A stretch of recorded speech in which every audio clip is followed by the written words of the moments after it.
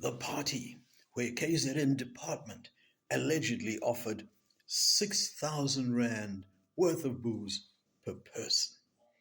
This was a headline that I read last year and I was outraged. Very badly written headline.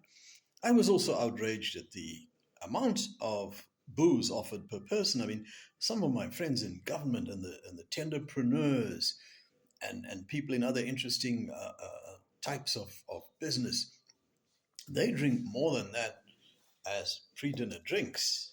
I mean, 6,000 Rand booze for an adult?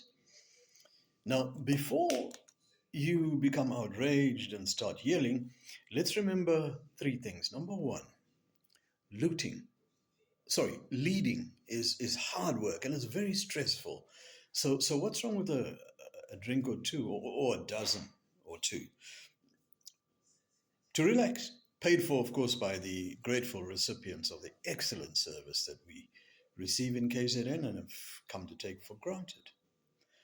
Number two, the water in parts of KZN is of dubious quality, and any opportunity to hydrate by other means should be grasped with open hands and open mouth and open gullet.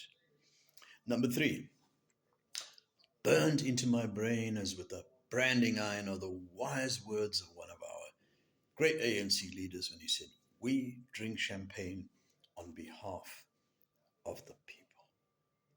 Now, I would hate to think that my representative thought so little of me as to drink, say, box wine from Oxford or ShopRite. On the other hand, if he's quaffing Veuve Clicquot, and I hope I pronounced that correctly, or 30-year-old Scottish whiskey, then honour is satisfied. We want to be professionally represented. And if I'd heard that box wine was passed around, I would probably have changed my vote. Now, I'm sure that as the representatives and the various great people that serve us were imbibing, that we were uppermost in their minds. With each sip, they probably thought of the victims of the unrest in 2021, the flood victims, victims of crime, and all the other ills that beset our absolutely great province. So there you have it. Apart from that, let's not forget that drinking is regarded as a sport in South Africa. Now, to drink 6,000 Rands worth of booze in one night without shuffling off this mortal coil has to be an extreme sport. And you'll agree with me, it's got to be an art as well. And despite what Mr. Taylor says, it's part of our culture.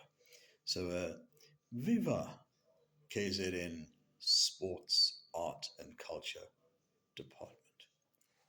Invite me to your next party. For more